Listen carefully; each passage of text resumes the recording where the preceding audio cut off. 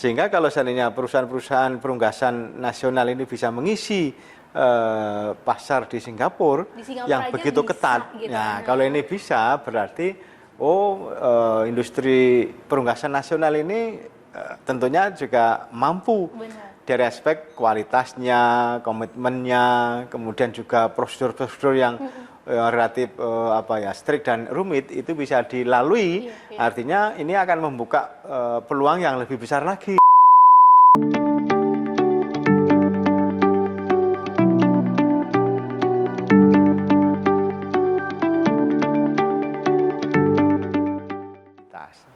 Nah, ngomongin kompetitivitas, sekarang ini gimana daya saing kita sebenarnya dengan industri perunggasan yang ada di tanah air dibandingkan dengan negara-negara tetangga kita, Malaysia, atau mungkin bisa masuk juga ke ASEAN gitu, Prof? Kayak gimana? Ya, perlahan dan pasti ya mudah-mudahan daya saing industri perunggasan ini semakin naik, semakin baik. Mengingat katakanlah kalau dari sektor budidaya, sekarang ini kan banyak peternak-peternak yang mulai memikirkan efektivitas, produktivitas, kompetitivitas itu melalui adopsi teknologi dalam hal misalnya membangun kandang-kandang close house. Itu kan juga semakin efisien. Kalau semula kandang itu 1 meter hanya sekitar 8 atau mungkin 10 ekor ya, per meter persegi. Sekarang dengan kandang close house kan bisa sampai 14 sampai 15 ekor per meter persegi. Artinya efisiensi ini semakin meningkat. Hanya saja memang kalau kita bicara lebih makro, kita pun juga belum begitu bisa diandalkan dalam proses produksinya. Misalnya kita bicara pakan. Pakan itu bahan baku kita yang relatif bisa dikatakan cukup mandiri, ya, cukup dalam tanda petik ya, karena juga masih kadang-kadang kurang, itu kan jagung. Iya. Beberapa tahun terakhir ini sudah mulai, ya, kan? Kan? Sudah mengurangi jumlah impor yang cukup banyak. Tetapi sumber bahan pakan, sumber protein seperti bungil kedelai atau tepung daging, unggas, premik, ya, mineral, vitamin, aditif dan sebagainya, itu kita juga masih banyak mengandalkan impor. Produk dalam negeri belum banyak. Nah, ini menurut saya kalau pemerintah mau mendorong katakanlah kapasitas produksi nasional, ya, bahan baku sumber protein, bahan baku premik-premik, mineral, vitamin dan sebagainya dengan kekuatan dalam negeri, saya ini pun juga saya kira satu kesempatan untuk mendorong industri perunggasan ini bisa berdiri di kaki sendiri, khususnya persoalan pakan, ya. Iya.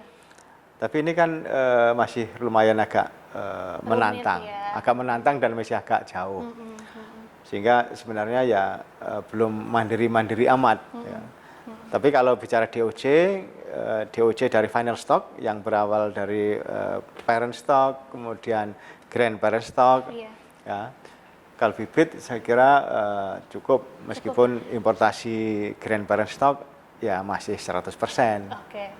Jadi misalnya ini berhasil ekspor ekspor unggas kita dari Indonesia ke Singapura, terus nanti ditangkap lagi mungkin sama negara lain yang tadi melihat gitu, oh ternyata Indonesia bisa terus nambah lagi potensi ekspor ke negara-negara lain, stok di domestiknya sendiri aman ya Prof ya untuk unggas ya? Kita nggak perlu khawatir ya, kan kayak Malaysia aja kan akhirnya membatasi gitu kan, apakah kita mungkin akan ke arah sana juga atau sebenarnya aman-aman aja? Ya mudah-mudahan aman-aman saja ini. Itu kan artinya kalau ada peluang kan pasar domestik juga masih tetap terbuka lebar. Tentu perusahaan-perusahaan yang memanfaatkan peluang tersebut akan meningkatkan kapasitas produksinya. Itu udah otomatis pasti. Iya. Apalagi konsumsi per kapita ayam broiler kita ini kan belum tinggi-tinggi amat, masih kalah sama Malaysia, Singapura, Filipina, gitu, ya. Ternyata. Iya, sehingga masih bisa kita tingkatkan lagi kapasitas produksinya. Produksi broiler kita itu masih bisa ditingkatkan lagi. Selama ini tantangannya apa sih Prof yang membuat kita belum banyak mengekspor produk ayam ke berbagai negara gitu ya? Kalau nggak salah ASEAN belum ada ya? Belum banyak gitu. Tantangannya apa Prof? Ya karena kalau peternakan ayam broiler ini kan dapat dikatakan populer ya di negara manapun, ya. Di ASEAN sendiri masing-masing negara itu, iya masing-masing negara itu punya kapasitas cukup, sehingga ini persoalan-persoalan kompetitivitas dan yang kedua persoalan-persoalan kemandirian masing-masing negara dalam hal produksi daging ayam broiler ini. Tapi kalau negara lain seperti misalnya Timor Leste, Papua New Guinea, ya toh, mana lagi yang kira-kira masih belum begitu maju industri perunggasannya, itu juga peluang bagi kita sebenarnya. Oke, yang bisa kita jadiin negara tujuan Iya, ekspor iya. gitu ya. Nah terakhir nih Prof, strategi mungkin untuk bisa buat masukan buat pemerintah atau buat pelaku usaha atau peternak kecil gitu ya untuk bisa meningkatkan daya saing produk unggas kita di negara-negara lain itu seperti apa? Ya, ada beberapa pendekatan yang dilakukan, pendekatan yang sifatnya teknis produktif maupun sifat non teknis. Kalau kita bicara teknis produktif, yaitu bagaimana memproduksi ayam persatuan kilogram daging ayam itu lebih murah dibandingkan negara-negara lain. Kan itu yang pertama. Harga, iya benar, karena Iya, kan dagang ya. iya, Ya. kan benar begitu. Kalau produksi 1 kilogram daging ayam broiler itu kita bisa lebih murah, kompetitif, pasti akan kompetitif di pasar global. Kalau sekarang di pasar ASEAN atau global gitu yang harganya cukup kompetitif? Ya kalau kita ini masih so-so lah ya, belum sangat kompetitif sekali. Kenapa ya? Saya sampaikan tadi, bahan pakan kita masih impor, ya, bahan pakan terutama sumber protein, mineral, vitamin, kecuali jagung dan dedak padi aja yang itu pun juga jarang digunakan. Yang dedak padinya ya. Kalau jagung, alhamdulillah beberapa tahun terakhir ini cukup. Tapi yang protein ini kan lebih mahal harganya. Sehingga kenapa bahan pakan sekarang ini naik harganya, pakan juga naik. Lah ini kan itu bisa otomatis. kita bahas di satu episode sendiri. Nah, itu nanti kita bicara lain lagi lah ya. Ini menjadi salah satu kendala juga ya, sekaligus tantangan. Harga ya yang harus dibenahi. Terus ada lagi? Terus yang kedua ya sistem budidaya. Tapi alhamdulillah sistem budidaya sekarang ini mulai banyak peternak-peternak, termasuk peternak kecil ya, usaha kecil menengah itu mulai mengadopsi sistem kandang close house. Itu juga akan meningkatkan produktivitas dan efisiensi. Ini yang aspek-aspek teknis produktif ya. Tapi yang non teknis, saya kira seperti infrastruktur, tata niaga. Kalau kita bicara infrastruktur misalnya, peternakan ini kan harus hulu hilir. Artinya setelah dipelihara ayam itu di kandang, setelah panen, pasca panen, ini kan juga membutuhkan penanganan, RPA-nya, cold storage-nya, logistik transportasinya untuk distribusi. Nah ini efisien enggak ini? Kalau kita enggak efisien, ya otomatis akan kalah. Belum kita bicara lokasi. Misalnya pelabuhan dari mana atau dari mana ke mana itu kan persoalan juga. Indonesia ini kan negara besar. Ya, ngirim iya misalnya. Kalau ngirim ke Singapura itu lebih dekat lewat Batam atau lewat mana? Itu kan kaitannya dengan transportasi dan logistik. Nah, kalau Malaysia ya tinggal darat saja plung sudah sampai. Ya, kan? Sampai kan gitu. Nah, kalau yang non teknis ini tentu kebijakan pemerintah pun juga perlu memberikan insentif yang mendukung supaya kebijakan ini mendorong pelaku usaha untuk melakukan ekspor atau re-ekspor ya, katakanlah misalnya demikian. Satu contoh kecil yang sudah cukup sukses dan ini bisa kita tiru ya, kita tiru.